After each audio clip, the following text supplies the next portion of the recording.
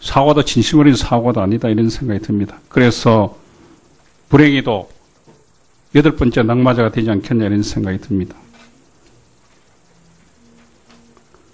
다음 영상을 한번 보시죠.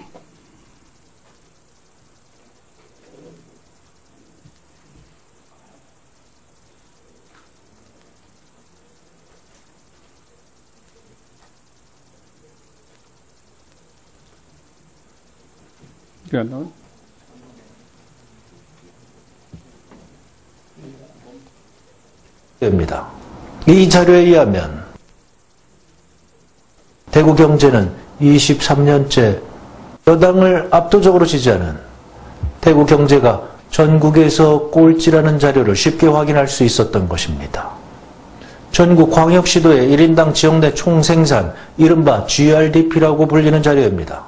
이 자료에 의하면 대구경제는 23년째 꼴찌입니다. 지난 92년 이후 더불어민주당 의석을 단 한 석도 허용하지 않고 열심히 집권 여당만을 지지해온 대구경제가 어쩌다가 이렇게 되었을까? 우리는 의문을 갖지 않을 수 없었습니다. 대구경제는 살아나지 않습니다. 이건 너무나 명확한 겁니다. 예, 대구의 새누리당이 바뀌든지 그럴 가능성은 없겠죠.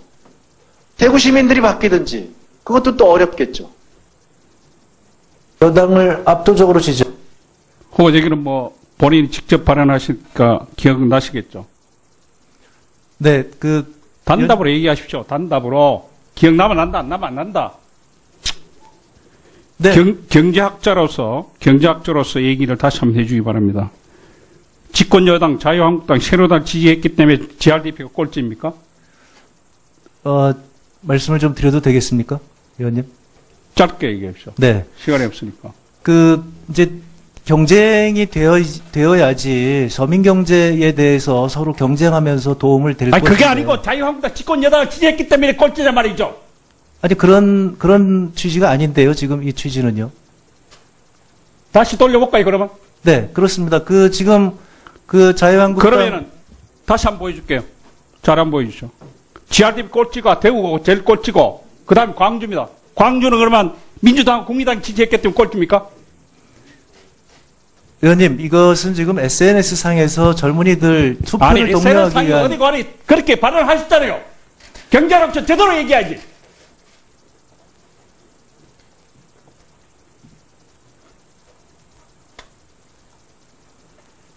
광주도 그러면 국민의당하고 더불어민주당 지지했기 때문에 그렇습니까? 민주당, 종전의 민주당.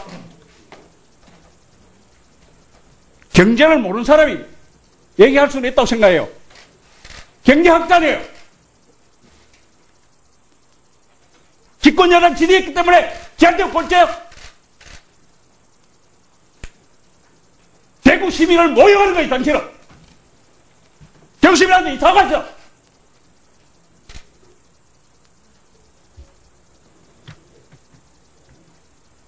사과할 용이 없어요. 네, 의원님, 제가 지금 이게 보시다시피. 사과할 건지 말할 건지만 얘기하시오. 제가 이제 이런 문제에 대해서는요, 지금 보시다시피 이게 그것이 알고 싶다를 패러디한 겁니다. 젊은이들 용이고요. 그래서 청선을 독려하기 위해서. 그럼 다 틀어볼까요, 그러면? 저희 당을 지지해달라고 하는 그런 의미에서 조금 얘기를 드린 거고요. 지금 말씀하신 그것이. 내가 앞서 말씀드렸는데, 8번째 낙마자가 되리라고 저는 확신합니다. 오늘 여태까지 변명만 들어놓고 명쾌하게 해명한 현재 한 적이 있어요? 사과도 진심으로 사과한 적이 있습니까?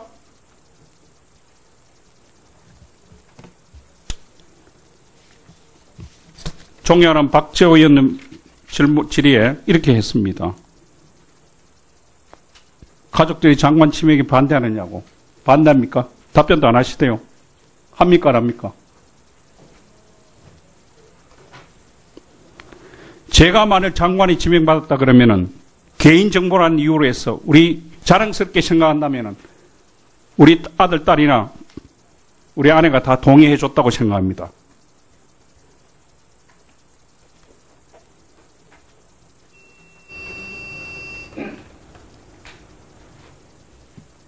근데 사과는 안 하시네, 그죠? 대구 시민한테. 의원님 그 취지가 그렇지 않았다는 말씀을 다시 한번 드리고요. 만약에 제 그 표현에 의해서 지금 말씀드렸 지금 똑같은 일들이 많은 사람들이 상처를 받았어요. 네, 그 상처를 받은 분들에게는 진심으로 사과 말씀을 올리겠습니다. 네, 곽대훈 의원님 수고하셨습니다. 다음은 홍익표 의원님 질의하시겠습니다. 네, 청문회 때 되면 항상 그 야당 측에서 이러저러한 그 정치 공세가 있는 것도 알기 때문에 하지만 너무 과한 표현들이나 말씀들도 있는 것 같아서 아까 그 백데이터를 조작했다든지 이 범죄 행위이기 때문에 국세청이 수사조사가 있어야 된다, 장물합이다, 이런 등등의 너무 과한 표현들이 있는데, 후보자 얘기를 들어보면 대충 다 해명이 됩니다. 더군다나 국세청장이 예결위에 나와서 탈루 혐의 없다라고 분명히 얘기한 바 있습니다. 그리고 언제든지 잘못된 게 있고 확실한 게 있으면, 개별적으로 국세청에 고발하면 됩니다. 고발해가지고 국세청이 홍 후보자께서 무슨 잘못한 게 있으면 수사받고 그거에 대해서 그 세금 낼 게 있으면 내고 또 진짜 잘못된 게 있으면 더 큰 사법부가 판단해서 재 받으시면 되는 거죠. 그렇게 간단한 거 아니겠습니까? 후보자도 그렇게 생각하시죠? 네, 제가 답변하기 적절치는 않은 것 하여간 같습니다. 그렇게 네. 최종적으로 후보자의 어떤 사법적 판단은 사법부가 내리는 거고 어떤 그 세금과 관련된 문제가 있다면 국세청에서 그건 조사해서 고발할 건 국세청의 권한이니까 거기에서 판단하고 근데 국세청장은 후보자에 대한 탈루 혐의가 없다고 분명히 공식적으로 답변을 하셨습니다. 예결위원장에서. 네, 저희가 철저히 하려고 노력을 했는데 만약에 실수가 있거나 이렇다면 얼마든지 용의가 있습니다. 그리고 아까 그 후보자 발언도 그 총선 앞두고 하신 그 내용이었죠? SNS상에서요. 그렇습니다. 동영상. 그냥 예. 그 동료 우리 당 근데 저는 지지자들은 저는 또 다른 생각입니다. 어떤 의미에서는 물론 후보자께서 너무 그 과한 표현을 그러니까 이 대구 시민들이 소위 얘기해서 그 보수 정당만 찍었기 때문에 경제가 망했다 이렇게 얘기하는 거는 아주 극단적인 표현일 수 있지만 또 역으로 얘기하면 우리나라의 지역주의 정치가 갖는 문제점도 있다고 저는 생각을 해요. 제가 그 19대 국회 하면서 느꼈던 거는 소위 그 지역 예산이라고 해서 저는 툭하면 영원한 예산 해가지고 이 챙겨가는 거 문제에 대해서 정말 문제가 있다고 생각합니다. 여야를 가리지 않고. 그러다 보니까 항상 이 예산이 툭하면 이 예산 시기 오면 영남 예산, 호남 예산, 충청 예산 등등 이런 지역 예산을 들고 나오는 경우가 종종 있어요. 사실 국회의원들이 부끄러워야 될 일입니다. 국회의원은 대한민국을 대표하는 거지 지역을 대표하는 게 아닙니다. 원래 상식적으로. 물론 해당 지역의 발전을 위해서 노력하는 것도 필요하겠지만 저는 기본적으로 저희가 이번 예산의 핵심은 뭡니까? 이제 더 이상 SOC 해가지고 다리 놓고 도로 깔고 이런 데 쓰지 말고 우리 국민들에게 사람에게 투자하자는 거 아니겠습니까? 그리고 그걸 통해서 그 복지나 교육 문제, 그다음에 이 육아 출산 문제 투자해서 우리 저출산 문제도 해결하고 국민들의 실제로 살림살이, 재정적 부담을 덜어주겠다는 게 이번 예산의 핵심입니다. 지역구 예산 챙기라고 하는 게 국회의원들의 노릇은 아니죠. 오랜 우리나라 지금 정치의 문제가 이 지역 정치의 폐해 중에 하나가 저는 이런 지역 예산 챙기는 문제라고 저는 생각을 합니다. 솔직한 얘기로. 이 지역 정치의 가장 큰 피해를 국민이 보는 거죠. 이번에 그 예산에서 그 3조 원에 최저임금 관련된 그 일자리 안정기금 있지 않습니까? 이 일자리 안정기금에 대해서 좀 더 아주 세부적으로 그 현장에 좀 소리를 들으셔야 된다고 생각합니다. 이 문제에 대해서 어떤 후보자께서는 좀 더 현장과 관련된 얘기를 들어보시고 대책 같은 게 있으신가요? 네, 지금 정부에서 많은 노력을 하고 있고요. 지금 이것이 중소기업과 소상공인들에게 아주 큰 어려움을 주고 있다는 것이 현장의 목소리였습니다. 지금 정부에서 다각도로 카드 수수료도 인하하고 그다음에 심지어는 부가가치세도 인하하고 그래서 이런저런 그리고 3조 원의 지금 일자리 안정자금도 하고 예. 그래서 총력을 기울여서 지금 지원을 하고 있는데 그럼에도 불구하고 아직도 부족하다는 현장의 목소리가 꽤 많습니다. 사각지대들이 좀 있고요. 그래서 제가 보기에는 후보자께서 만약에 장관이 되시면 이 전달 체계에 대한 문제가 매우 중요할 것 같습니다. 실제로 쏟아부은 돈에 비해서 그 효과가 줄어드는 게 되게 전달 체계 문제가 생기기 때문에 실제로 제대로 가고 있는지에 대한 점검을 좀 해주시고 현장 점검을 꼭 해주시기 바랍니다. 그다음에 두 번째 하나 말씀드리고 싶은 거는 이 상가 임대차 보호 관련된 문제예요. 전월세 상한제 포함해서 후보자께서는 이 상가 임대차 보호법에 대해서도 좀 더 강화해야 된다는, 그러니까 임차인을 좀 보호해줘야 되는 쪽에 입장을 갖고 계시고, 또 신혼부부 주택 마련을 통해서 전월세 주택 문제에 대해서 강한 입장을 갖고 계신데, 이 두 가지 문제에 대한 후보자의 생각과 어떤 방안들을 한번 설명해 주시기 바랍니다. 네, 특히 상가 임대차 보호법은 이 젠트리피케이션의 문제하고 연관이 되어 있어서요. 그래서 이 상가 임대차 이제 임대율이 높아지면서 오히려 상권 전체가 무너지는 경우가 굉장히 많습니다. 그래서 이런 것들이 개인적으로는 임대료를 높이는 것이 이익이 될지 모르지만 결국에 가서는 이것이 상생하지 못해서 상권 전체가 무너지기 때문에 이런 상가 임대차 보호법을 강화하는 것이 사실상은 그 임대인에게도 도움이 된다는 것이 저의 생각입니다. 그래서 이것은 조금 더 강력하게 저희가 하고요. 특히 중소벤처기업부에서 지원하는 자금이 상인들에게 돌아가는 것이 아니라 집주인들에게 돌아가는 경우가 굉장히 많다는 그런 얘기를 들었습니다. 그래서 상생이 되는 지역부터 우선적으로 정부가 지원하는 것이 좋은 방향이 아닌가. 그러니까 임대차 보호법을 개정하는 것은 굉장히 좋은 방법이지만 그 이전에라도 중소벤처기업부에서는 이런 정책을 써야 되지 않은가, 저는 그렇게 생각을 하고 있습니다. 네. 네, 전월세 맞습니다. 그래서 그런 신혼부부들에게 저는 그 주택을 정부가 적극적으로 공급해야 된다는 것이 저의 생각이고요. 제가 지금 중소벤처기업부 장관으로 지금 지명을 받았기 때문에 우선적으로 중소기업에 종사하는 사람들의 신혼부부부터 이런 정부가 임대주택을 공급하면 굉장히 좋지 않을까, 이런 제안을 적극적으로 해볼 생각입니다. 네, 고맙습니다. 네, 홍익표님 수고하셨습니다. 조금 전에 곽태훈 의원님이 GRDP가 하위에서 대구, 광주 그랬잖아요. 그럼 광역시 중에서 대구, 광주가 가진 특색이 내륙도시라는 거예요. 임해도시가 아니고. 그러다 보니까 이 많은 인구에 비해서 사실은 산업적 기반이 좀 취약합니다. 그때문에 중소기업 정책도 이런 지역적 특성을 감안해서 세워야 하고, 그러다 보니까 아주 소수의 제조업 기반과 대부분의 유통이라거나 이런 쪽에 종사하는 아주 그야말로 중소기업 소상공인으로 이 생태계가 구성이 되어 있거든요. 그러니까 그런 향후에 나중에 그런 지역적 특성을 고려한 어떤 중소기업 육성 정책 이런 것도 필요할 겁니다. 다음은 김기선 의원님 질의하시겠습니다. 예, 제가 오전 질의 중에 후보자께 19대 국회의원 4년 동안 40명의 보좌진을 교체하거나 사퇴시킨 것에 대해서 어떻게 생각하느냐 했더니 내부 승진을 위한 것이라고 하면서 이 행위에 대해서 미화한 발언을 하셨습니다. 저는 이 한마디로 손바닥으로 하늘을 가리고자 하는 교훈이라고 생각합니다.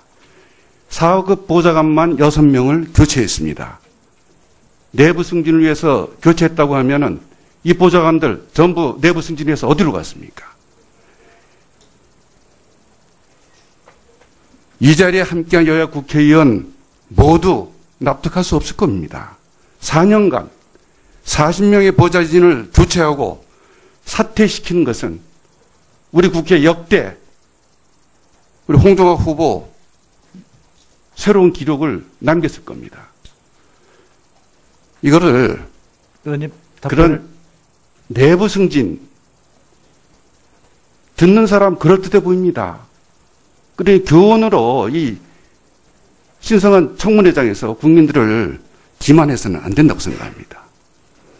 그리고 후보자께서는 지난 20대 총선 전에 민주당 컷오프 명단에 오른 바가 있죠? 그런 적은 없는 걸로 알고 있는데요. 이게 당시 언론에 나온 것이 잘못된 겁니까? 네?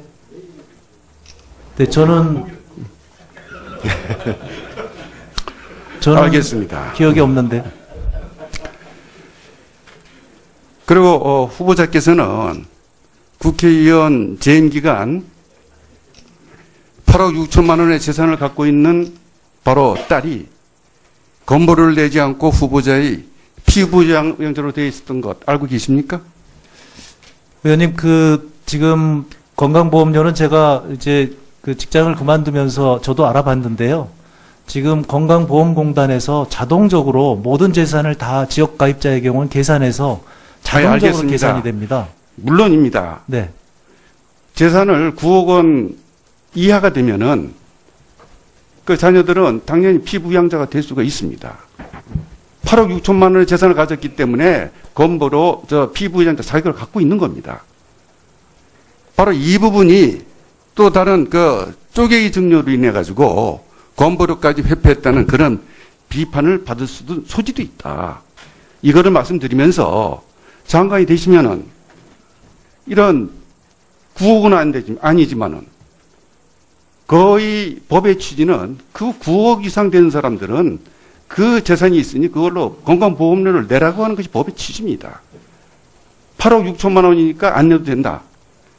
물론 안 낼 수가 있어요. 만약 장관이 되시면은 그 딸의 건강보험료 계속 안 내고 피부양자를 하실 겁니까? 말씀드려도 될까요? 네. 이 건강보험료는 제가 국회의원을 그만두면서 제가 지역가입자로 바뀌었고요. 자동적으로 딸의 재산을 고려해서 그것까지 고려한 그 보험료를 냈습니다. 그러니까 그 지금 말씀하시는 그것은 뭐 한 2, 3개월에 해당되는 6개월입니다. 6개월. 네, 그렇습니다. 6개월 그러니까. 얘기하는 겁니다. 국회의원 재직 기간 중에서 6개월 이 부분을 얘기하는 겁니다. 그리고 올 봄에 우리나라하고 프랑스가 비슷한 시기에 정권이 교체가 됐습니다. 프랑스도 마크롱이라고 하는 새로운 지도자에 대해서 프랑스 국민들이 전폭적인 지지를 하면서 대통령이 당선이 됐고 정부가 들어섰습니다. 들어선 이후에 이러한 방향으로 가겠다라고 하는 것은 마크롱 정부나 문재인 정부와 같습니다. 바로 4차 산업혁명에 선도적으로 대비하고 준비해야 된다. 그러면서 방법은 프랑스하고 우리가 정반대 방향으로 가고 있습니다. 프랑스는 노동 유연성이 제대로 확보되지 않고는 미래가 없다. 이래서 프랑스 공무원들의 상당수를 줄이고 그 줄인 예산 가지고 제대로 된 지역교육, 직업훈련을 하는 것으로 이렇게 방침을 추진하고 있습니다. 우리나라하고 정반대입니다. 우리나라는 17만 4천 명이라고 하는 공무원 대폭 늘리겠다고 하면서 노동 유연성과 관련해서는 그런 얘기하는 사람 물러나라고 하는 것이 이 정부입니다. 어떻게 생각하세요? 둘 중에 한 나라는 5년 후에 아주 잘못된 길로 가가지고 나라가 문제가 생기거나 이럴 겁니다. 불란서 잘못 가고 있습니까? 네, 말씀 드려도 되겠습니까? 네. 그, 의원님, 말씀을 제가 잘 새겨 듣도록 하겠습니다. 그런데, 프랑스의 경우는, 저희하고 사정은 조금 다르다고 저는 알고 있습니다. 그래서 그 전에, 사회주의 국가였기 때문에, 굉장히 사회보장 제도가 잘 되어 있고요. 그런 가운데 우리보다 공적 영역의 비중이 훨씬 더 큰 걸로 알고 있습니다. 저희가 지금 공무원을 늘리는 것이 아니라 일반 공무원이 아니라 저희 생각에는 정부가 지금까지의 그런 규제기관에서 서비스기관으로 전환을 하는 입장에서 앞으로 복지국가를 가기 위해서는 서비스 인력이 필요하다. 그래서 꼭 필요한 지금 소방이나 경찰, 그 다음에 복지공무원, 노동의 그런 그 근로감독관 이런 쪽에 꼭 필요한 추가 인원을 저는 보충하는 걸로 알고 있습니다. 그래서 그 두 개가 그렇게 상반된 것이라고는 생각하지 않습니다. 네. 김기선 의원님 수고하셨습니다. 근데 납득할 수 없는 해명인데 추가 질의 다시 하겠습니다.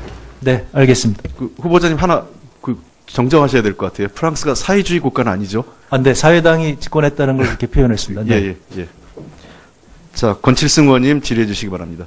네, 권칠승입니다. 최근에 최저인상 임금하고 소득주도 성장 관련해서 국회 내에서 국감 때도 이런저런 논란이 많이 있었던 거는 알고 계십니까? 네, 알고 있습니다. 예. 이제 소득주도 성장 이 담론이 작동하기 어렵다 하는 그 야당 쪽에 비판이 많았습니다. 그 내용도 알고 계시죠? 네, 알고 있습니다. 그러면 제가 몇 가지 좀 신뢰를 좀 들어보겠습니다. 가계의 가처분 소득을 늘리는 것이 중요하다. 기업의 사내 유보금이 투자와 배당, 임금 분배 등을 통해서 가계 소득으로 흐를 수 있도록 노력하겠다. 이런 내용에 동의하시죠? 네, 동의합니다. 예. 또 경제정책의 방점을 가처분 소득에 두겠다. 이런 것에 대해서도 동의하시는 거죠? 네, 동의합니다. 기업을 국가 차원에서 지원하는 이유는 임금 등을 통해 이윤이 가계에 흘러가도록 하라는 의미이다. 뭐 여기도 큰 틀에서 찬성하시죠? 네, 그렇습니다. 비정규직 문제를 해결하지 않고서는 가계의 가처분 소득을 늘리려는 정부의 노력이 결실을 맺기 어렵다. 동일한 노동을 하는 비정규직이 동일한 처우를 받을 수 있도록 노력해야 한다. 여기에 대해서도 뭐 다 동의하시죠? 저는 거기서 한 걸음 더 나가서 비정규직이 많아지게 되면 기술 축적이 안 된다고 생각을 합니다. 그래서 네. 혁신 창업 국가로 가기 위해서도 비정규직은 줄어야 된다고 생각합니다. 네. 근데 제가 지금 드린 이 말씀을 누가 하는지 혹시 아십니까? 정확히는 모르겠습니다. 최경환 의원께서 경제부총리 시절에 한 이야기입니다. 네, 일반적인 얘기이기 때문에 예. 뭐 이거는 뭐 팩트입니다. 하나는 인사청문회 중에 이야기하셨고요. 나머지는 전부 경제 5단체장 또 경제부장들하고 언론사 경제부장들하고 간담회 한 중에 했던 그 발언 내용입니다. 그러니까 향후에 소득주도 성장과 관련된 이런저런 정치 공세가 있더라도 좀 소신 있게 해주시기를 부탁드리겠습니다. 그 야당의 의원님들도 기본적으로 이 최저임금을 인상하고 소득주도 성장으로 현재의 어려움을 풀어나가야 된다라고 하는 것에 대해서는 큰 틀에서 다 찬성하는 걸로 저는 그렇게 생각이 됩니다. 그 다음에요. 이 문재인 대통령 공약 중에서 약소금 단계적 폐지가 있습니다. 이 또 여러 가지 문제점이 있긴 하지만 이런 제도가 실제로 시행되고 있는 여러 가지 또 현실적 이유들이 있지 않습니까? 그래서 이걸 이제 폐지하는 그 방안이 상당히 좀 정밀해야 될 거라고 생각하는데 여기에 대해서 좀 가지고 계신 방안에 대해서 말씀을 좀 부탁드리겠습니다. 네, 그 약소금 단계적 폐지는 저희가 오랫동안 주장을 해왔고요. 뭐 다들 공감을 하시는데 이게 관행으로 내려왔기 때문에 이제 쉽지 않은 것 같습니다. 그래서 제가 기재위에 있을 때도 조달청에 요청을 해서 하도급 지킴이라고 하는 그 상생결제 시스템을 도입한 적이 있습니다. 그래서 조달청에 지금 그게 됐는데요. 이런 제도가 활성화가 된다면 지금 문제가 되는 이 약소금의 단계적 폐지가 훨씬 더 수월하리라고 저는 생각을 합니다. 그래서 조달청에도 돼 있고 지금 서울시에도 이 제도를 하고 있습니다. 그러니까 이런 것들, 그다음에 저희가 지금 권장하고 있는 상생결제 시스템이 2차, 3차로 전파되도록 저희가 적극적으로 노력한다고 한다면 한쪽에서 그렇게 긍정적으로 대체 수단을 마련하고 한쪽에서 약소금 이 단계적 폐지를 점진적으로 간다면 가능하지 않을까 이렇게 생각하고 있습니다. 예, 이 부분은 지금 TF도 구성이 되어 있습니다. 그 장관으로 취임을 하시게 되면 꼭 좀 직접 좀 챙겨주실 것을 부탁드리겠습니다. 네, 그렇게 하겠습니다. 네, 그 다음에 지금 이제 우리가 그 모태 펀드를 많이 이번 추경 때 많이 그 강화를 했습니다. 아주 많은 금액을 8,300 정도 추경으로 증액을 했는데요. 이게 이제 갑자기 집행이 몰리게 되면 조금 비효율이 생길 수도 있습니다. 그 전에 비해서 이 부분에 대해서도 장관께서 반드시 좀 꼼꼼하게 좀 챙겨서 이 국민 혈세가 좀 낭비되는 일이 없도록 해주시고요. 그 다음에 이 벤처 투자가 확대되고 난 이후에 그 투자에 따른 과실들을 공유할 수 있는 방안에 대해서 평소 생각하고 계신 견해가 있으면 좀 말씀해 주십시오. 네, 지금 이제 과거에 저희가 그 사내의 그 증권 투자를 강조하는 그리고 이제 권장하는 그런 제도가 있었는데 그리고 스탁옵션 제도가 있었습니다. 근데 그런 것들이 이제 벤처가 과열이 되면서 없어졌는데요. 예. 저희가 그런 것들을 통해서 이제 기술인들이나 아니면 예, 알겠습니다. 네. 한 가지부터 질문하고 싶어요. 이 삼수사수해서라도 서울대를 가라 이 부분에 대해서 제가 책을 읽어보니까 전혀 지금 제기하는 내용과 좀 틀린데 그 부분에 좀 본인이 좀 하실 말씀이 많이 있을 것 같으니까 잠깐만 좀 대명해 주세요. 아까 말씀드린 것처럼 저는 우리나라의 이 명문대 독식 구조가 한국 경제의 성장을 막고 있다고 생각을 합니다. 그래서 아주 오래전부터 기회균등 선발제를 주창을 해왔고요. 명문대를 나오지 않는다고 할지라도 기회가 계속 보장되는 이런 사회를 만들어 가야 된다는 취지였습니다. 그리고 젊은이들에게 제대로 공부만 한다면 어떤 단계에서든지 성공할 수 있다는 그런 긍정적인 그 자신감을 불어주기 위한 책인데 일부 표현이 잘못되어서 지금 무리를 빚어서 대단히 죄송하게 생각을 합니다. 네. 권칠승 의원님 수고하셨습니다. 다음은 이찬열 의원님 질의해 주시기 바랍니다. 네. 수고가 많으십니다. 수원시 장안구 출신 국민의당 이찬열입니다. 아까 홍익표 간사님께서 지역 예산을 챙기는 건 아니다라고 이렇게 강력하게 얘기를 하신 것 같은데, 지역구 의원이 지역구 예산을 챙겨야죠. 그건 도와주진 못하실 망정 그런 얘기는 하지 말아 주십시오. 참 이번 청문회는 참 저도 힘이 듭니다. 그래서 오전에도 주질의 때 잠깐 말씀을 드렸지만은 이 14살 중학생 딸이 이런데 이렇게 자꾸 등장이 되고 본인이 이거를 다 볼 경우에는 어떠한 상처를 받겠냐 이거지. 돈 많은 애할머니와 또 돈 많은 부모 사이에서 자기는 뭐 아무것도 모르는데. 그래서 참 저도 말씀드리기가 어렵고 그런데 제가 한 가지 말씀드리면은 그 2억을 이제 배우자께서 따님한테 증여가 아니고 이제 빌려줬다는 거 아닙니까? 그거를 증여를 하세요. 지금이라도. 네, 저희도 그게 더 편합니다. 네, 그게 편하지. 이거 다른 거 문제 없는데 그거 하나 갖고 지금 이렇게 후보자에 대해서 논란이 많은 거 아닙니까? 그래서 전 굉장히 안타깝고 하여튼 더 안타까운 거는 공부만 열심히 해야 될 14살짜리 딸이 여기에 등장한 데는 그 자체가 전 아주 마음이 좀 찡합니다. 찡해. 그 돈 많은 할머니 또 장관하려는 아버지 때문에 뭔 14살짜리 중학생 딸이 뭔 죄가 있냐고. 학교에서 야 너 부자라며 너 나중에 다 네 거겠다 야 이런 얘기 안 나오겠냐고요. 그래서 그거를 그런 식으로 좀 처리를 해 주시면 어떤가 제가 제안을 좀 합니다. 네, 그렇게 하겠습니다. 네? 감사하고요. 그 다음에 이제 어차피 중소벤처기업부 장관 후보자로 내정이 되셨고 이제 뭐 여당에서는 뭐 장관이 된 것처럼 얘기들 하시고 또 한쪽 야당에서는 뭐 8번째 낙마자라고 얘기하시는 분도 계시고 그 뭐 저는 어떻게 얘기해야 될지 모르겠습니다. 됐다가 안 됐다 할 건지 하여튼 저는 우리 홍 후보자님의 능력이나 인품을 저는 확신을 하고 있습니다. 지금 공기업의 채용 비리, 부정 채용 이 내용은 좀 파악을 좀 하셨나요? 네. 제가 봤을 때는 산업통상자원부, 중소벤처기업부 이 두 군데서 아주 대한민국을 지금 망쳐놓고 있습니다. 불신의 사회로 만들어가고 있고 예를 들어서 중소기업진흥공단에 24명 뽑는데 5,000명 가까이가 지원을 했어요. 그럼 거기는 어차피 실력에 의해서 뽑든 뭐해서 뽑든 24명 뺀 나머지 5,000명 가까운 4,976명은 떨어져야 될 사람들입니다.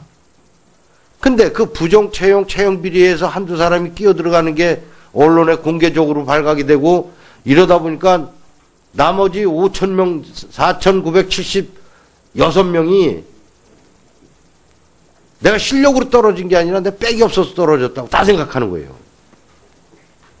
또 우리 아버지가 우리 엄마가 힘이 없으니까 내가 중소기업진흥공단에 떨어졌단 말이지.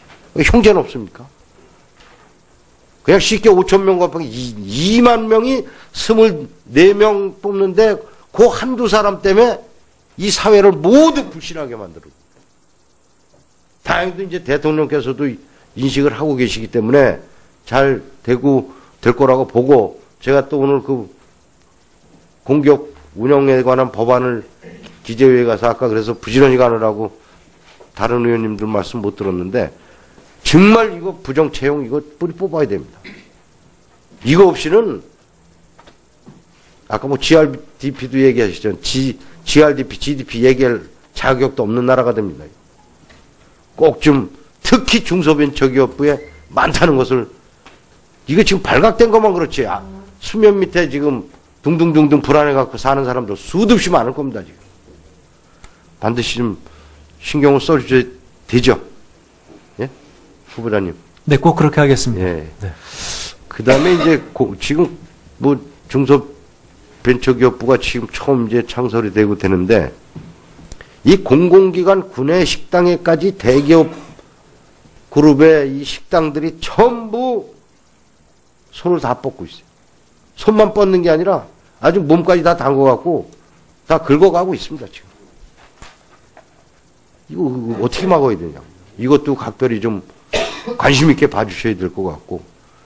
그 다음에 국회와 같은데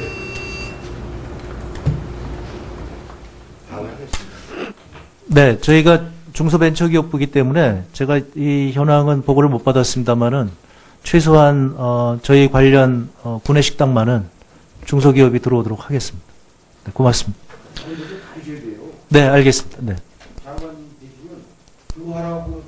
네, 적극적으로 그렇게 하겠습니다. 네. 네, 이찬열 의원님 수고하셨습니다. 다음은 김경수 의원님 질의해 주시기 바랍니다. 예, 장관님 수고 많습니다. 장관님이 아니네요. 장관 후보자님. 죄송합니다.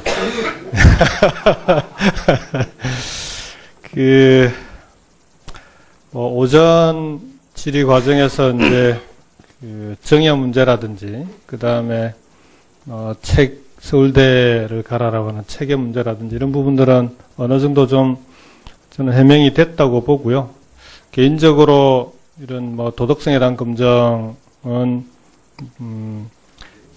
흠결이 없는 사람이 있을 수가 없습니다. 기본적으로 약간씩의 누구나 이런저런 문제들이 있을 수 있는데 우리가 인사청문회 과정에서 도덕성에 대한 검증은 그분이 장관으로서의 직무를 수행할 수 있을 정도, 장관으로서 직무를 수행하기 어려운 그런 도덕성의 결함이 있는지를 따져보는 거 아닌가 싶고요. 지금까지 나온 여러 가지 사항들을 보면 특별히 장관 직무를 수행하는 데 문제가 있어 보이지는 않는다는 생각입니다.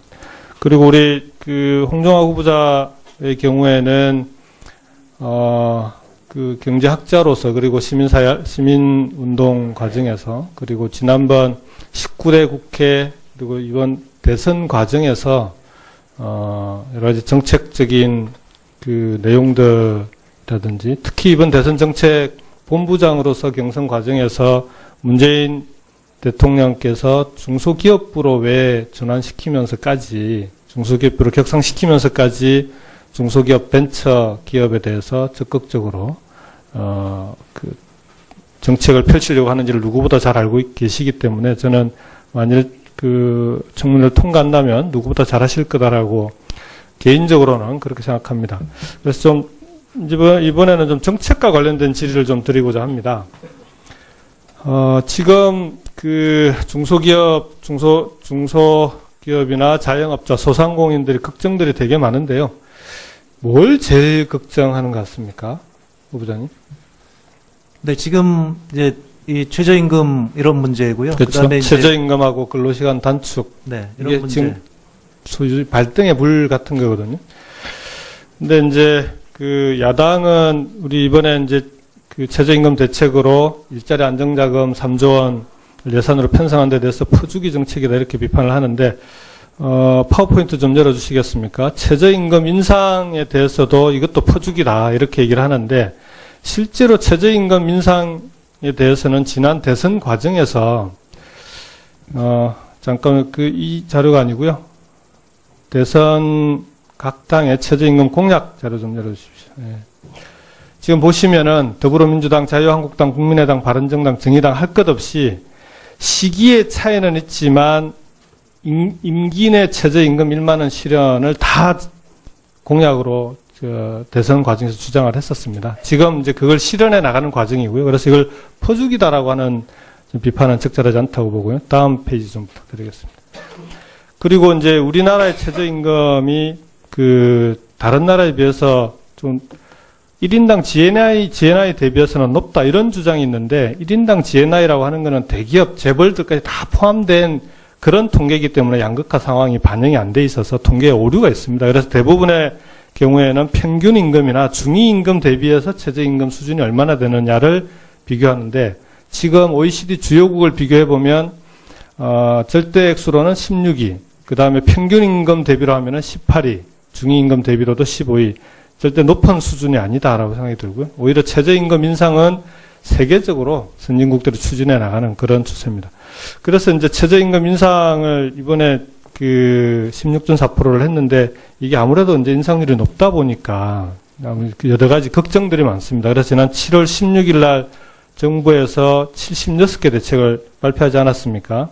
그 대책의 지원 효과를 쭉 계산을 해보면 총 지원 효과가 약 10조 플러스 알파인 걸로 되어 있는데 이 부분은 어쨌든 중기부에서도 중소상공인이나 자영업자들이 이 정부 대책에 대해서 충분히 피부로 느낄 수 있도록 여러 대책들을 좀 함께 강구해 주셔야 된다고 생각합니다. 그럼에도 불구하고 여전히 불안감들을 갖고 있거든요. 그래서 이번 기회에 좀 근본적인 대책이 필요하지 않냐. 특히 현장에서 제일 많이 요구하는 게 최저임금의 산입 범위 문제입니다. 결국은 기본급하고 정기적 직무 직책수당만 들어가 있는 이런 최저임금 산입 범위를 가지고는 현실을 반영하기 어렵지 않겠습니까? 들어가 있는 경제상여금이라든지 숙식비, 체력 관련 이런 부분들이 최저임금에 다 포함이 돼야 실제 그 작은 중소기업들 같은 경우에는 외국인 노동자들을 많이 쓰는데 외국인 노동자들은 대부분 그 숙식비까지 다 제공을 하거든요. 근데 그게 최저임금에는 안 들어간단 말입니다. 그래서 이런 최저임금 산입 범위를 조정을 좀 해주셔야 될 것 같고요. 두 번째로는 최저임금의 차등 적용 문제를 이번에는 검토해봐야 되는 거 아니냐. 외국 같은 경우에는 우리나라는 최저임금을 일률적으로 적용을 하는데요. 선진국 같은 경우는 이 파워포인트, 파워포인트 보시면은 지역, 연령, 산업별 차등 적용을 실시하고 있습니다. 그래서 우리나라도 최저임금에 대해서는 실제 연령의 문제도 있고, 그 다음에 그 산업별로도, 업종별로도 최저임금이 달리 적용될 수 있는 여지들이 많습니다. 이 부분들은 혹시 장관 임명이 되시면 최저임금 문제에 대해서는 좀 근본적인 대책들을 강구해서 세워주시고, 지금 제가 말씀드린 데 대해서 후보자 입장을, 의견을 말씀해 주십니다. 네, 존경하는 김경수 의원님께서 아주 좋은 의견을 주셔서 너무 감사드립니다. 대체적으로 말씀하신 거에 대해서 다 동의를 하고 있습니다. 그동안, 제가 지명받기 전에도 이 문제에 대해서는, 굉장히 저도 걱정이 많이 되어서, 계속 파악을 해왔고요. 저는 지금 말씀하신 거가 저는 다 동의합니다. 그리고 거기에 덧붙여서 저는 지금 소상공인 자영업자 그리고 중소기업에 매출 확대가 필요하지 않은가, 수요 확대가 필요하지 않은가 해서 지금 온누리 상품권, 그러니까 공무원들의 복지 포인트를 온누리 상품권으로 확대하는 것, 그리고 지금 복지수당이 상당히 많이 나가는데, 이 복지수당을 소상공인 전용 카드로 하는 방안, 그 다음에, 지역사랑 상품권도 또 활성화하는 방안, 이런 것들을 활성화하고, 무엇보다도 국민 전체적으로 우리가 조금 불편하더라도, 이 길이 우리가 다 함께 더불어 잘 사는 길이기 때문에, 중소기업 물건을 하나 더 사주고, 전통시장에 가서 한 번 더 장 보고, 이런 공감대와 그 다음에 이런 전체적인 뭐라 그럴까요? 국민 전체가 함께 가는 이런 운동이 필요하지 않은가 저는 그렇게 생각을 하고 있습니다. 좋은 말씀 감사합니다. 네. 김경수 의원님 수고하셨습니다. 다음은 윤한홍 의원님 질의해 주시기 바랍니다. 후보자님, 지금 재산 신고 서류를 보니까, 압구정동 사시네요? 지금 성수동으로. 전세가 지금 2개인데요, 보니까. 본인 네네, 전세가 압구정동? 네. 10억 5천만 원. 네. 그 다음에, 우리 후보자 부인의 전세집이 84제곱미터에 12억, 성동에. 네네, 그렇습니다. 그러네요. 그러면 전셋집이 두 개네요? 22억 5천만 원의 전셋집이? 이사를 가는데 지금 전집이 지금 안 빠져가지고 이렇게 된 상황입니다. 그러면 지금 부인 이름으로 돼 있는 12억 전세로 가는 겁니까? 네네, 그렇습니다. 그게 보니까 전세 평당 4,800만 원이네요. 그 신축 아파트라 좀 비싼 걸로 알고 예, 있습니다. 전세가 평당 4,800만 원에 사시는데 절세를 많이 하셔가지고 그런 좋은 데 가서 사시나 봅니다. 제가 조금 전에 자료를 일부 봤는데 엄마가 딸에게 임대차, 금전 대차, 또 이자, 원천징수 왜 했을까 제가 생각을 해봤습니다.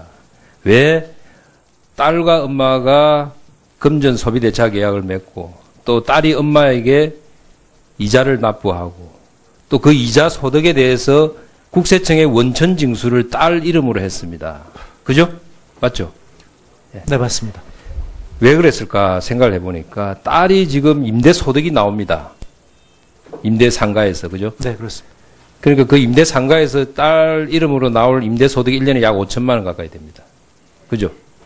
비용이 있기 때문에. 예, 그래서 그 비용 처리를 위해서 딸과 엄마가 금전 소비대차 계약을 맺어서 이자를 납부하고 또 이자에 대한 엄마가 내야 될 이자 소득세를 딸이 대신 원천 납부를 하는 그런 아주 절묘한 탈세 방법을 쓰셨는데 거기에 대해서 제가 서면으로 이제 딸이 이 내용을 다 알고 있느냐 물어보니까 서면 답변이 딸이 이 내용을 이자율이라든지 이런 원천징수 이런 부분을 다 알고 있다고 답변을 했습니다. 서면 답변으로.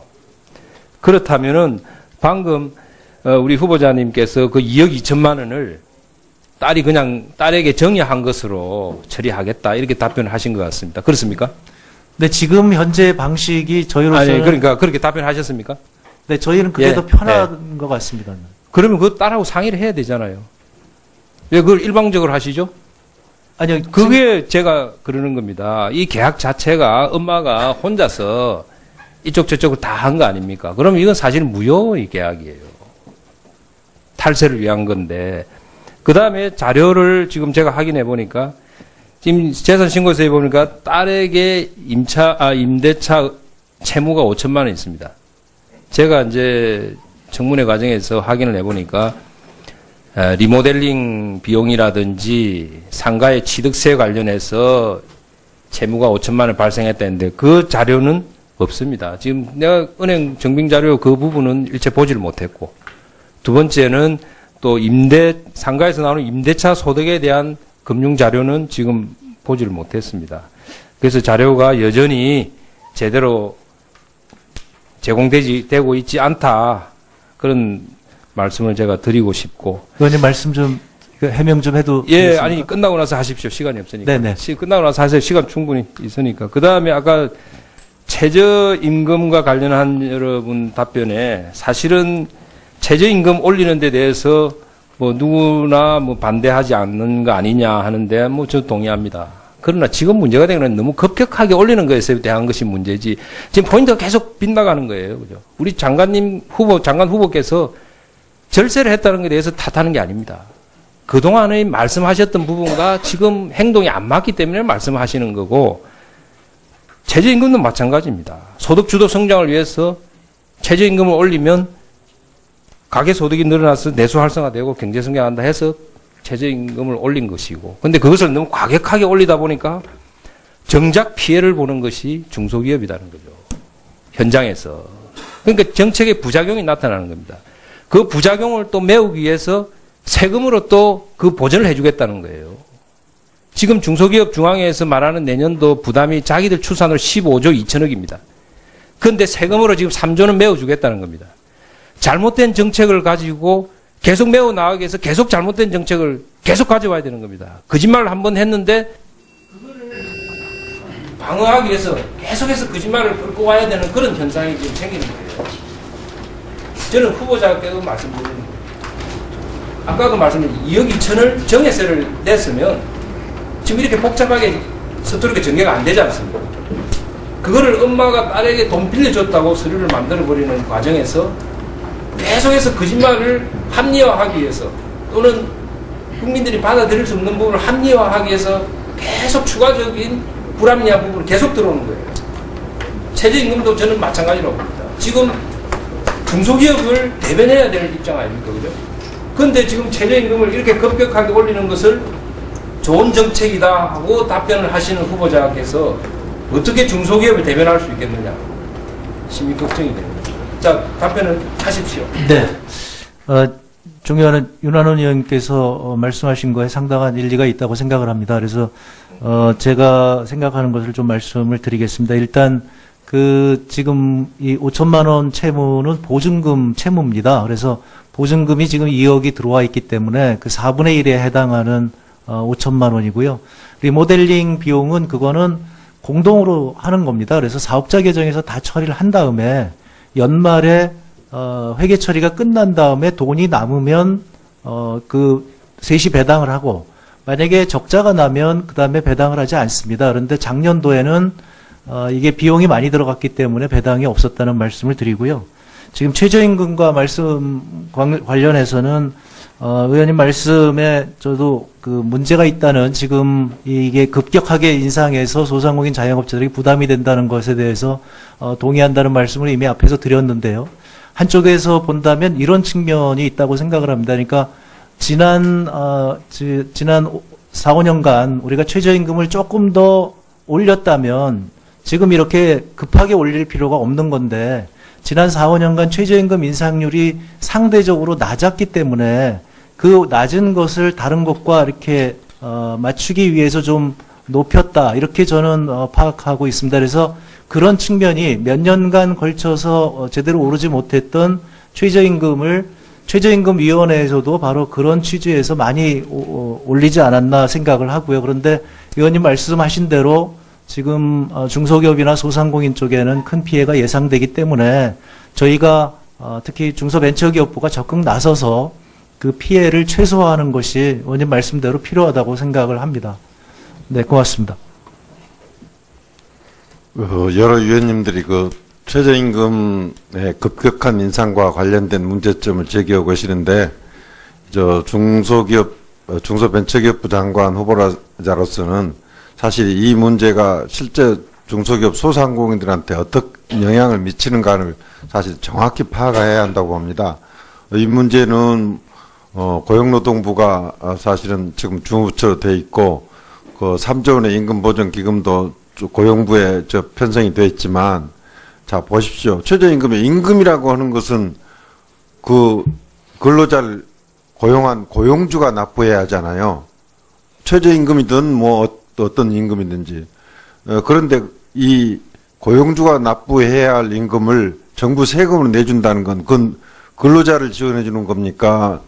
고용주를 지원해 주는 겁니까? 납부 의무가 있는 이건 고용주를 지원해 주는 거예요. 근로자가 아니에요. 수혜받는 사람이.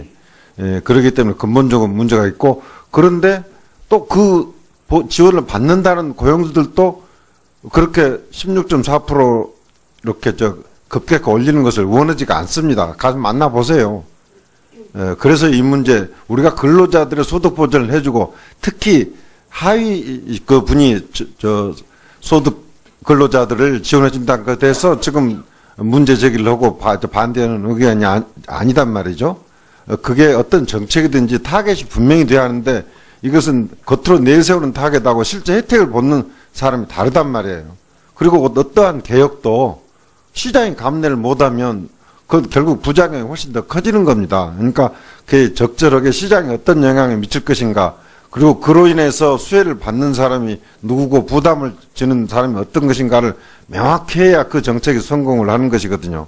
최저임금 문제는 실질적으로 의욕만 가지고 되는 것이 아니기 때문에 이게 시장에 미치는 영향을 면밀히 평가를 해서 시행이 돼야 한다 하는 점을 제가 말씀을 드립니다.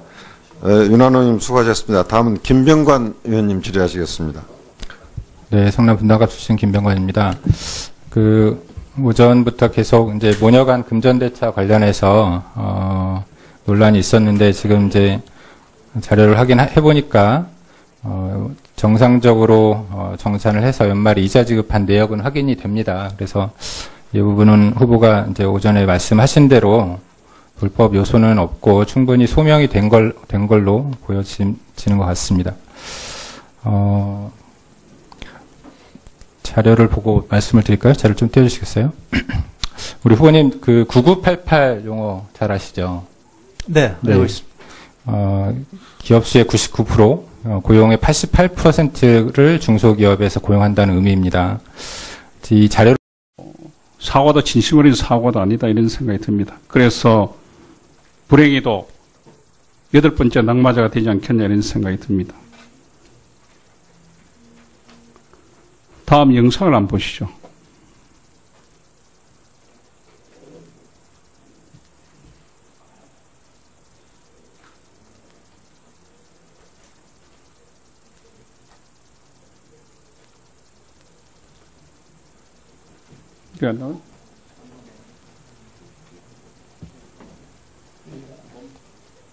됩니다. 이 자료에 의하면 대구경제는 23년째 여당을 압도적으로 지지하는 대구경제가 전국에서 꼴찌라는 자료를 쉽게 확인할 수 있었던 것입니다. 전국 광역시도의 1인당 지역 내 총생산, 이른바 GRDP라고 불리는 자료입니다. 이 자료에 의하면 대구경제는 23년째 꼴찌입니다. 지난 92년 이후 더불어민주당 의석을 단 한 석도 허용하지 않고 열심히 집권 여당만을 지지해온 대구경제가 어쩌다가 이렇게 되었을까? 우리는 의문을 갖지 않을 수 없었습니다. 대구경제는 살아나지 않습니다.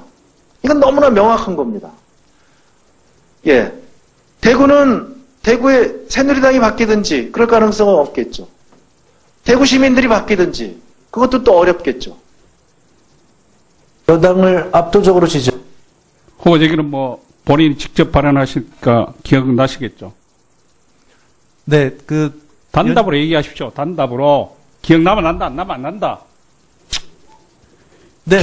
경제학자로서 얘기를 다시 한번 해주기 바랍니다.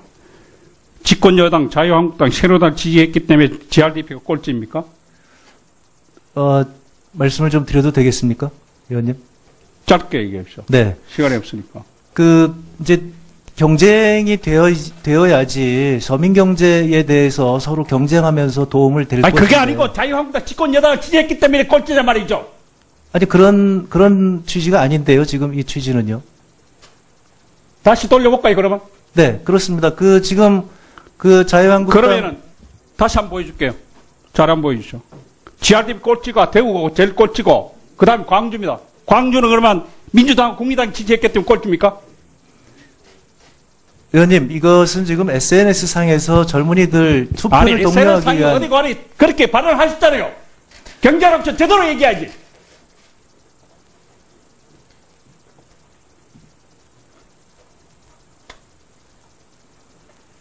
광주도 그러면 국민의당하고 더불어민주당 지지했기 때문에 그렇습니까? 민주당, 종전의 민주당. 경제를 모르는 사람이 얘기할 수는 있다고 생각해요. 경제학자네요. 집권 여당 지지했기 때문에 지한테 꼴찌예요. 대구 시민을 모욕하는 거예요, 당신은. 경시민한테 사과하죠.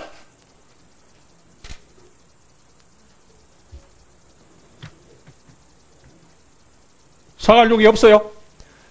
네, 의원님, 제가 지금 이게 보시다시피. 사과할 건지 말할 건지만 얘기하시오.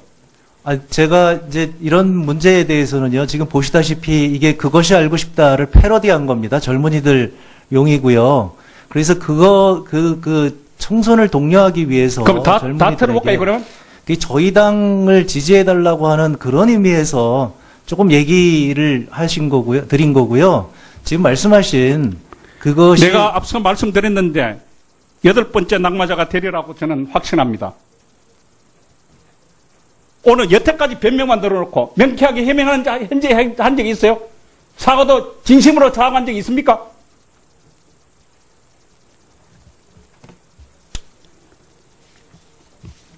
존경하는 박재호 의원님 질의에 이렇게 했습니다. 가족들이 장관 치맥에 반대하느냐고. 반대합니까? 답변도 안 하시대요. 합니까, 안 합니까?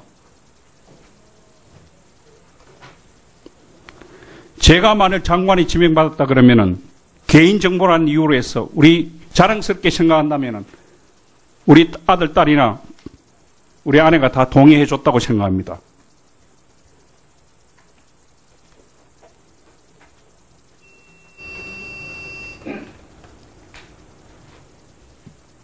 근데 사과는 아시네, 그죠? 대구 시민한테. 의원님 그 취지가 그렇지 않았다는 말씀을 다시 한번 드리고요. 만약에 제 그 표현에 의해서 지금 말씀드렸 지금 똑같은 일들이 많은 사람들이 상처를 받았어요. 네, 그 상처를 받은 분들에게는 진심으로 사과 말씀을 올리겠습니다. 네, 곽대원 의원님 수고하셨습니다. 다음은 홍익표 의원님 질의하시겠습니다. 네, 뭐 청문회 때 되면 항상 그 야당 측에서 이러저러한 그 정치 공세가 있는 것도 알기 때문에 하지만 너무 과한 표현들이나 말씀들도 있는 것 같아서 아까 뭐 그 백데이터를 조작했다든지 뭐 이 범죄 행위이기 때문에 국세청이 수사조사가 있어야 된다, 장물압이다 뭐 이런 등등의 너무 과한 표현들이 있는데 후보자 얘기를 들어보면 대충 다 해명이 됩니다. 더군다나 국세청장이 예결위에 나와서 탈루 혐의 없다라고 분명히 얘기한 바 있습니다. 그리고 뭐 언제든지 뭐 잘못된 게 있고 확실한 게 있으면 개별적으로 국세청에 고발하면 됩니다. 고발해가지고 국세청이 홍 후보자께서 무슨 잘못한 게 있으면 수사받고 그거에 대해서 그 세금 낼 게 있으면 내고 또 뭐 진짜 잘못된 게 있으면 더 큰 그 사법부가 판단해서 그 받으시면 되는 거죠. 그렇게 간단한 거 아니겠습니까? 후보자도 그렇게 생각하시죠?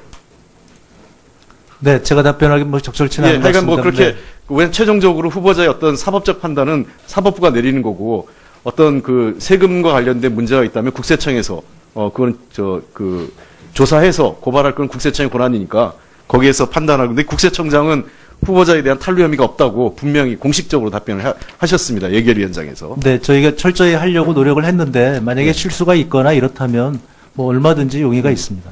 그리고 아까 그 후보자 발언도 그 총선 앞두고 하신 그 내용이었죠? SNS상에서요. 그 그렇습니다. 동영상. 그냥 예. 그 동료 우리 당 근데 저는 또 다른 생각입니다. 어떤 의미에서는 물론 후보자께서 너무 그 과한 표현을 그러니까 이 대구 시민들이 소위 얘기해서 그 보수 정당만 찍었기 때문에 뭐 경제가 망했다 이렇게 얘기하는 거는 뭐 아주 극단적인 표현일 수 있지만 또 역으로 얘기하면 우리나라의 지역주의 정치가 갖는 문제점도 있다고 저는 생각을 해요. 제가 그 19대 국회 하면서 느꼈던 거는 소위 그 지역 예산이라고 해서 저는 툭하면 영원함 예산 해가지고 이 챙겨가는 것 문제에 대해서 정말 문제가 있다고 생각합니다. 여야를 가리지 않고. 그러다 보니까 항상 이 예산이 툭하면 이 예산 시기에 오면 영남 예산, 호남 예산, 충청 예산 뭐 등등 이런 지역 예산을 들고 나오는 경우가 종종 있어요. 사실 국회의원들이 부끄러워야 될 일입니다. 국회의원은 대한민국을 대표하는 거지 지역을 대표하는 게 아닙니다. 원래 상식적으로. 물론 해당 지역의 발전을 위해서 노력하는 것도 필요하겠지만 저는 기본적으로 저희가 이번 예산의 핵심은 뭡니까? 이제 더 이상 SOC 해가지고 다리 놓고 도로 깔고 이런 데 쓰지 말고 우리 국민들에게 사람에게 투자하자는 거 아니겠습니까? 그리고 그걸 통해서 그 복지나 교육 문제, 그다음에 이 육아 출산 문제 투자해서 우리 저출산 문제도 해결하고 국민들의 실제로 살림살이, 재정적 부담을 덜어주겠다는 게 이번 예산의 핵심입니다. 지역구 예산 챙기라고 하는 게 국회의원들의 노릇은 아니죠. 오랜 우리나라 지금 정치의 문제가 이 지역 정치의 폐해 중에 하나가 저는 이런 지역 예산 챙기는 문제라고 저는 생각을 합니다. 솔직한 얘기로.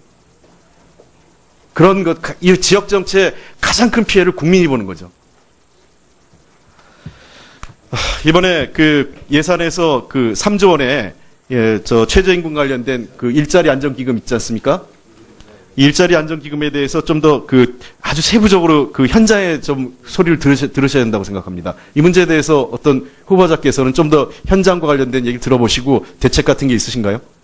네, 지금 정부에서 많은 노력을 하고 있고요. 지금 이것이 중소기업과 소상공인들에게 아주 큰 어려움을 주고 있다는 것이 현장의 목소리였습니다. 지금 정부에서 다각도로 카드 수수료도 인하하고 그다음에 심지어는 부가가치세도 인하하고 그래서 이런저런 그리고 3조 원의 지금 일자리 안정자금도 하고 예. 그래서 총력을 기울여서 지금 지원을 하고 있는데 그럼에도 불구하고 아직도 부족하다는 현장의 목소리가 꽤 많습니다. 사각지대들이 좀 있고요. 그래서 제가 보기에는 후보자께서 만약에 장관이 되시면 이 전달 체계에 대한 문제가 매우 중요할 것 같습니다. 실제로 쏟아부은 돈에 비해서 그 효과가 줄어드는 게 되게 전달 체계 문제가 생기기 때문에 실제로 제대로 가고 있는지에 대한 점검을 좀 해주시고 현장 점검을 꼭 해주시기 바랍니다. 그다음에 두 번째 하나 말씀드리고 싶은 거는 이 상가 임대차 보호 관련된 문제예요. 전월세 상한제 포함해서 후보자께서는 이 상가 임대차 보호법에 대해서도 좀 더 강화해야 된다는, 그러니까 임차인을 좀 보호해줘야 되는 쪽에 입장을 갖고 계시고, 또 신혼부부 주택 마련을 포함해서 전월세 주택 문제에 대해서 강한 입장을 갖고 계신데, 이 두 가지 문제에 대한 후보자의 생각과 어떤 방안들을 한번 설명해 주시기 바랍니다. 네, 특히 상가 임대차 보호법은 이 젠트리피케이션의 문제하고 연관이 되어 있어서요. 그래서 이 상가 임대차 임대율이 높아지면서 오히려 상권 전체가 무너지는 경우가 굉장히 많습니다.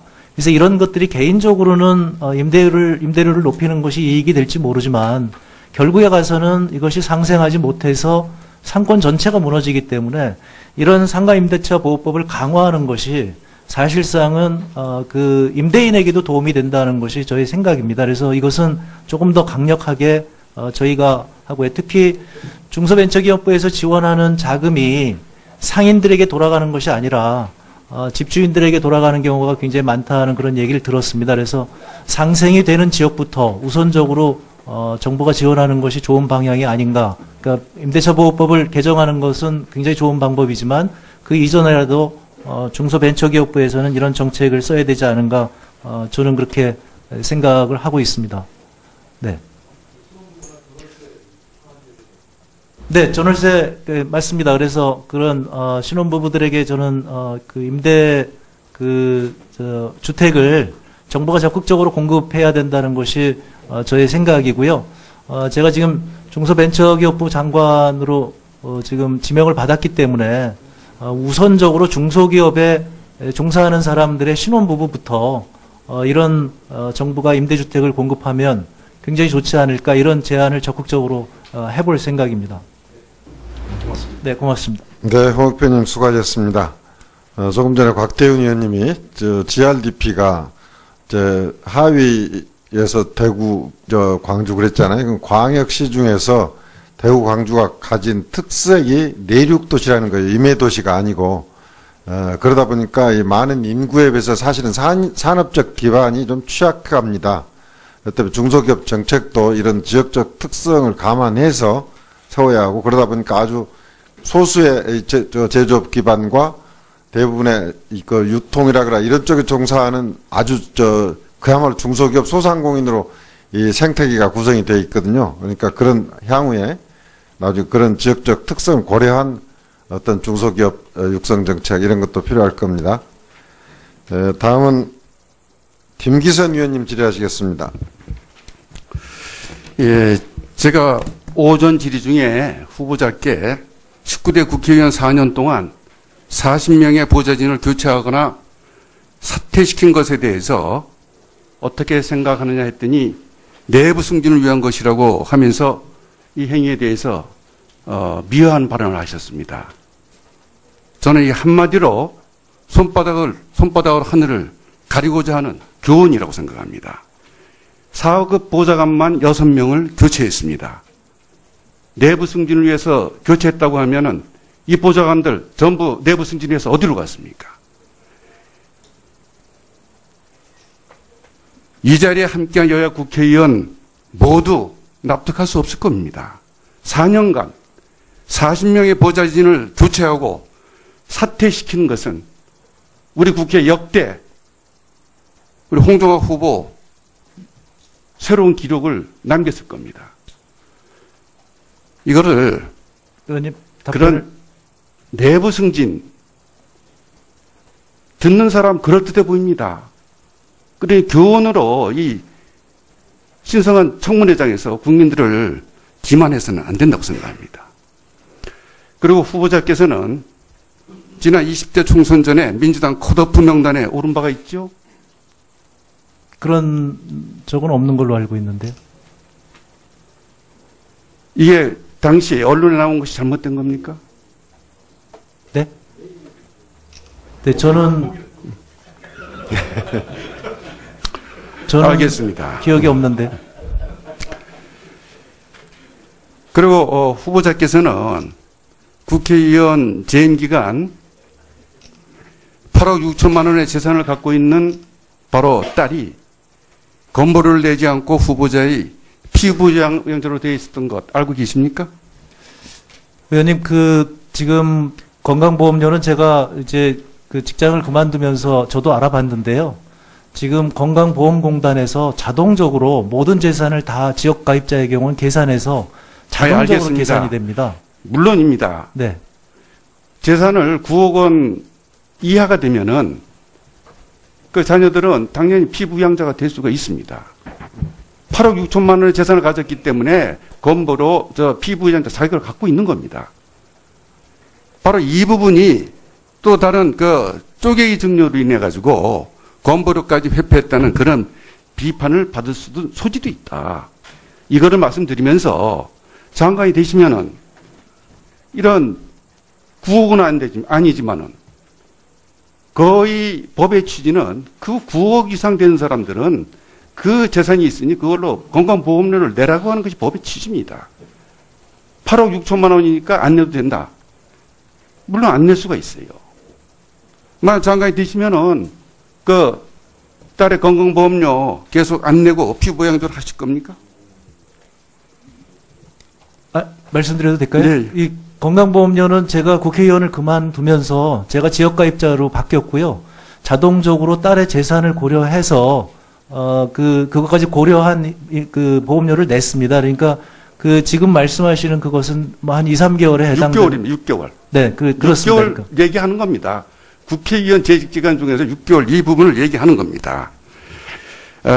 그리고 올 봄에 우리나라하고 프랑스가 비슷한 시기에 정권이 교체가 됐습니다. 프랑스도 마크롱이라고 하는 새로운 지도자에 대해서 프랑스 국민들이 전폭적인 지지를 하면서 대통령이 당선이 됐고 정부가 들어섰습니다. 들어선 이후에 이러한 방향으로 가겠다라고 하는 것은 마크롱 정부나 문재인 정부와 같습니다. 바로 4차 산업혁명에 선도적으로 대비하고 준비해야 된다. 그러면서 방법은 프랑스하고 우리가 정반대 방향으로 가고 있습니다. 프랑스는 노동 유연성이 제대로 확보되지 않고는 미래가 없다. 이래서 프랑스 공무원들의 상당수를 줄이고 그 줄인 예산 가지고 제대로 된 지역교육, 직업훈련을 하는 것으로 이렇게 방침을 추진하고 있습니다. 우리나라하고 정반대입니다. 우리나라는 17만 4천 명이라고 하는 공무원 대폭 늘리겠다고 하면서 노동 유연성과 관련해서는 그런 얘기하는 사람 물러나라고 하는 것이 이 정부입니다. 어떻게 생각하세요? 둘 중에 한 나라는 5년 후에 아주 잘못된 길로 가가지고 나라가 문제가 생기거나 이럴 겁니다. 불란서 잘못 가고 있습니까? 네, 말씀 드려도 되겠습니까? 네. 의원님 말씀을 제가 잘 새겨 듣도록 하겠습니다. 그런데 프랑스의 경우는 저희하고 사정은 조금 다르다고 저는 알고 있습니다. 그래서 그 전에 사회주의 국가였기 때문에 굉장히 사회보장 제도가 잘 되어 있고요. 그런 가운데 우리보다 공적 영역의 비중이 훨씬 더 큰 걸로 알고 있습니다. 저희가 지금 공무원을 늘리는 것이 아니라 일반 공무원이 아니라 저희 생각에는 정부가 지금까지의 그런 규제기관에서 서비스기관으로 전환을 하는 입장에서 앞으로 복지국가를 가기 위해서는 서비스 인력이 필요하다. 그래서 꼭 필요한 지금 소방이나 경찰, 그 다음에 복지공무원, 노동의 그런 근로감독관, 이런 쪽에 꼭 필요한 추가 인원을 저는 보충하는 걸로 알고 있습니다. 그래서 그 두 개가 그렇게 상반된 것이라고는 생각하지 않습니다. 네. 김기선 의원님 수고하셨습니다. 근데 납득할 수 없는 해명인데 추가 질의 다시 하겠습니다. 네, 알겠습니다. 후보자님 하나 정정하셔야 될 것 같아요. 프랑스가 사회주의 국가는 아니죠. 네, 사회당이 집권했다는 걸 이렇게 표현했습니다. 네. 예. 자, 권칠승 의원님 질의해 주시기 바랍니다. 네. 권칠승입니다. 최근에 최저인상 임금하고 소득주도 성장 관련해서 국회 내에서 국감 때도 이런저런 논란이 많이 있었던 거는 알고 계십니까? 네, 알고 있습니다. 예. 이제 소득주도 성장이 담론이 작동하기 어렵다 하는 그 야당 쪽에 비판이 많았습니다. 그 내용도 알고 계시죠? 네, 알고 있습니다. 그러면 제가 몇 가지 좀 신뢰를 좀 들어보겠습니다. 가계의 가처분 소득을 늘리는 것이 중요하다. 기업의 사내 유보금이 투자와 배당, 임금 분배 등을 통해서 가계 소득으로 흐를 수 있도록 노력하겠다. 이런 내용에 동의하시죠? 네, 동의합니다. 예. 또 경제정책의 방점을 가처분 소득에 두겠다. 이런 것에 대해서도 동의하시는 거죠? 네, 동의합니다. 기업을 국가 차원에서 지원한 이유는 임금 등을 통해 이윤이 가계에 흘러가도록 하라는 의미이다. 뭐 여기도 큰 틀에서 찬성하시죠? 네, 그렇습니다. 비정규직 문제를 해결하지 않고서는 가계의 가처분 소득을 늘리려는 정부의 노력이 결실을 맺기 어렵다. 동일한 노동을 하는 비정규직이 동일한 처우를 받을 수 있도록 노력해야 한다. 여기에 대해서도 뭐 다 동의하시죠? 저는 거기서 한 걸음 더 나가서 비정규직이 많아지게 되면 기술 축적이 안 된다고 생각을 합니다. 그래서 네. 혁신 창업 국가로 가기 위해서도 비정규직은 줄어야 된다고 생각합니다. 네. 그런데 제가 지금 드린 이 말씀을 누가 하는지 혹시 아십니까? 정확히는 모르겠습니다. 최경환 의원께서 경제부총리 시절에 한 이야기입니다. 네, 일반적인 얘기이기 때문에. 예. 뭐 이건 뭐 팩트입니다. 하나는 인사청문회 중에 이야기하셨고요. 나머지는 전부 경제 5단체장 또 경제부장들하고 언론사 경제부장들하고 간담회 한 중에 했던 그 발언 내용입니다. 그러니까 향후에 소득주도 성장과 관련된 이런저런 정치 공세가 있더라도 좀 소신 있게 해주시기를 부탁드리겠습니다. 그 야당의 의원님들도 기본적으로 이 최저임금을 인상하고 소득주도 성장으로 현재의 어려움을 풀어나가야 된다라고 하는 것에 대해서는 큰 틀에서 다 찬성하는 걸로 저는 그렇게 생각이 됩니다. 그 다음에요.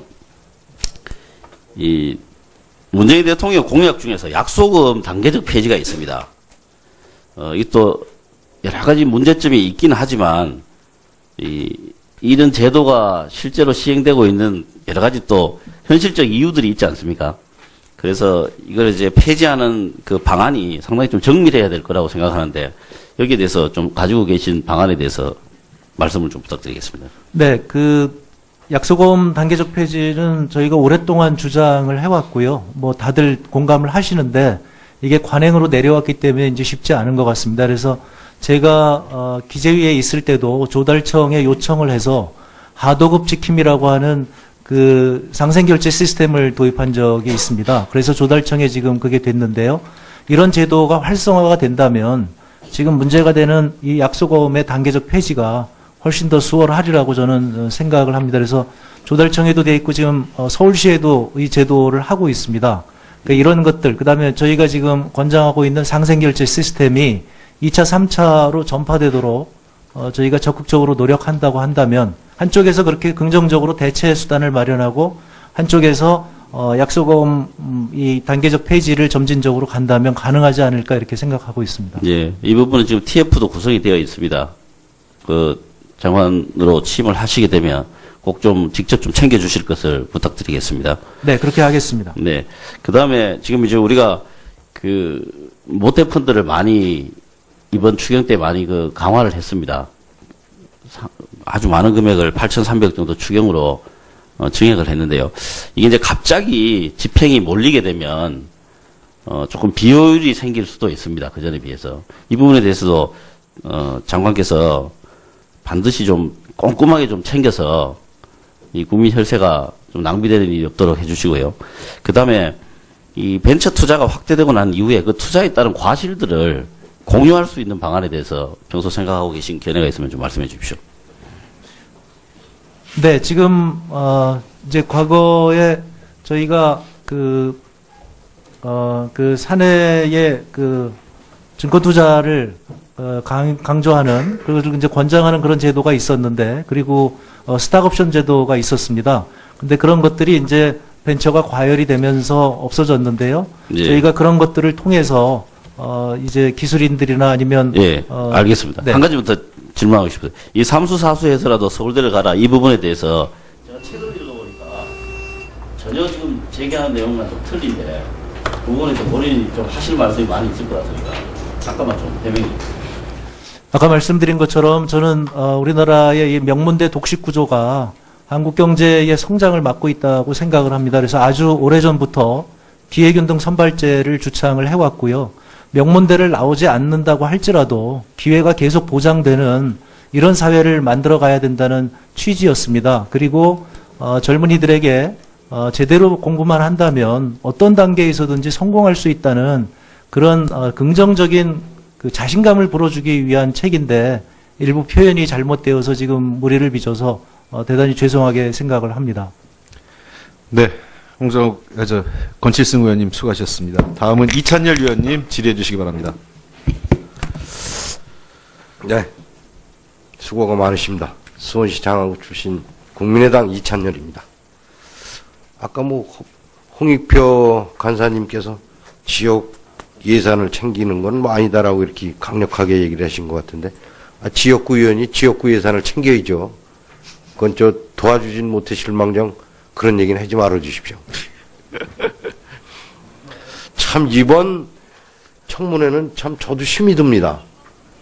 그래서 오전에도 주질의 때 잠깐 말씀을 드렸지만은 이 14살 중학생 딸이 이런데 이렇게 자꾸 등장이 되고 본인이 이거를 다 볼 경우에는 어떠한 상처를 받겠냐 이거지. 돈 많은 애할머니와 또 돈 많은 부모 사이에서 자기는 뭐 아무것도 모르는데. 그래서 참 저도 말씀드리기가 어렵고 그런데 제가 한 가지 말씀드리면은 그 2억을 이제 배우자께서 따님한테 증여가 아니고 이제 빌려줬다는 거 아닙니까? 그거를 증여를 하세요. 지금이라도. 네, 저희도 그게 더 편합니다. 네, 그게 편하지. 이거 다른 거 문제 없는데 그거 하나 갖고 지금 이렇게 후보자에 대해서 논란이 많은 거 아닙니까? 그래서 전 굉장히 안타깝고 하여튼 더 안타까운 거는 공부만 열심히 해야 될 14살짜리 딸이 여기에 등장